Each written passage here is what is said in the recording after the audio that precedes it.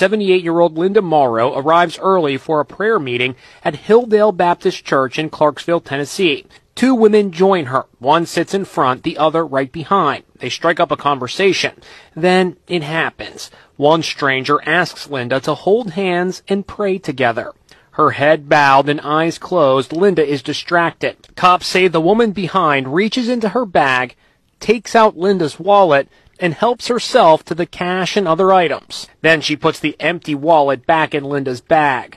The two women hightail it out of the church. Cops say these suspects went on a $7,000 shopping spree at a Sam's Club store using Linda's credit cards. Later that night, the outraged pastor Larry Robertson spoke out about the theft from the lectern. Keep your eye on your wallet even at church, I guess. I just never in a million years thought about anything like that happening. It's sickening. What happened is ridiculously evil. Before I get into that comment, let me just say this, right? You see, when I have these conversations, I think that it is more and more blatant to see how far away women are from their true nature. Honestly. And it's something that I always say, but I think in these exact situations, it's clear to see. There, you know, that feminine nature that women have, that nurturing, caring, compassionate, empathetic, sympathetic nature that we are supposed to literally be, you know, just rise up in us just naturally, is fading away without a care in sight. These women walked up to this elderly woman, you know, she's 78 years old. She's probably somebody's grandmother. And I don't know about y'all, but you see, I love my grandma. Okay? Probably to the magnitude that you would not even know. Maybe I don't even know how much, if she really knows how much I love her. And to see that they're playing on her kindness and her vulnerability in this situation to manipulate her for what? For likes on social media? So you can keep up with the Joneses? So you can have a little bit or look like you have something else that you're stooping this low? And you want to tell me that there's nothing wrong with the women nowadays? The thing is that even when I read this article, you know, because I saw this and then I actually read the article, and I know that it did say women, but I think one of the person's name was Antonio or something like that. So I don't really know if it's two women or if there's somebody who is identifying as a woman or whatever the situation is. But at the end of the day, to go to this level of manipulation that's a gigantic low. You're doing this in this space. Imagine if there was no cameras. Just imagine. Imagine if, you know, this was one of those churches that had no cameras and no this. What if that was all the money she had? Do they care about that? Absolutely not. Do they care about, you know, how it's going to affect another person? No, they don't, because this generation that's coming up, they're so selfish. Selfish.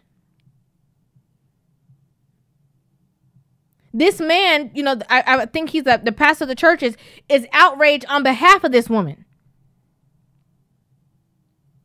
Because not only did you affect this woman, but you're affecting the people who are coming into my space to make them feel like they're unsafe here. One thing I have to say is that, you know, they stepped into this place and they knew that they couldn't roll up to nobody, you know, Ebenezer Baptist. They knew them church mothers around the corner will have some grandchildren that would not be playing the radio with them. Okay? That's all I'm going to say. But when I saw this, you know, in the comment section, I saw that a lot of people who were just naturally outraged. I mean, and especially the fact that, like, you don't get tired of fulfilling the quote unquote narrative that they say about people who look like us. You don't feel bad about that. You don't feel the burden that you're carrying when you're doing these kind of things? Again, no, because you're selfish. You don't care about anybody but yourself. You don't care about how it looks. You don't care about the portrayal. There were a lot of people in the comment section who were holding these people accountable for their actions. However, the first comment that I saw was this. This person said, I have an alternative take on this. The condition those women would have to be in to do something like that should be more concerning. They went to Sam's Club. Seems like they were desperate for survival. Stealing to survive isn't the same as being malevolent. Okay, let's be very clear about something. $7,000 worth of stuff is not survival. Can we all agree? $7,000 worth of items is not survival. This wasn't milk and egg and bread.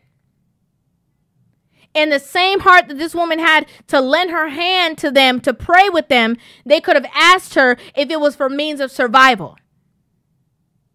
They're at a place that people would have been probably more inclined to assist or help give.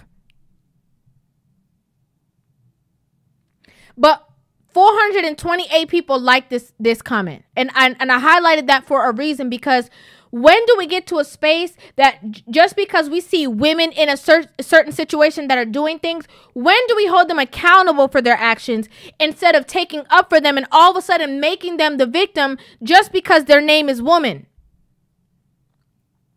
When do we do that? When do we say right is right, wrong is wrong? When it comes to women doing something, it's always, well, that might be wrong, but at the same time, oh, well, that's terrible. But also, what are you talking about? It is what it is. Distasteful.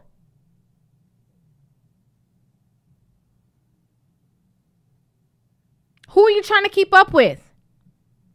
If you don't got it, you don't got it. And I think that, this is the reality that's necessary in the time where social media is so prevalent, where people are trying to pretend like they have, and they're trying to keep up with people who are pretending. If you don't got it, you don't got it. There's no need to try to literally go to all these lengths, put your freedom at risk. To try to keep up with who? People who don't care about you. People who gonna see the article and be like, oh, she always been. People who still gonna talk about you.